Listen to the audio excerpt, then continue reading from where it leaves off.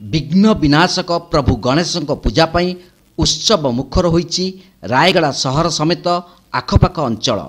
विद्यादाता गजानन पूजा समस्त शिक्षानुष्ठान समेत बजार कमिटी सरकारी और बेसरकारी कार्यालय रे आडंबरपूर्ण भावे पालन करा जायछि। पूजा मंडप गुड़िक रंगीन आलोक एवं सूक्ष्म कारुकार्य रे सज्जित करा जायछि।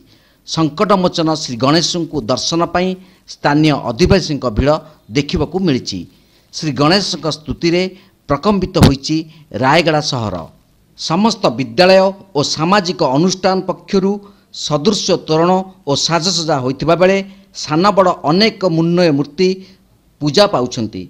गोपबंधु उच्च विद्यालय, उत्कल खदी मंडल उच्च विद्यालय, अरविंद पूर्णांग शिक्षा केन्द्र, उग्रतारा उच्च और उच्च माध्यमिक विद्यालय, देवदला उच्च प्राथमिक विद्यालय, जेकेपुर शिशु मंदिर, थेरुबाली इम्फा उच्च प्राथमिक विद्यालय, Madhusudan youth association, BC road और आरकेएस फाउंडेशन पक्षरु भक्ति और निष्ठार सहित गजानन पूजा पालित हो जाइछि।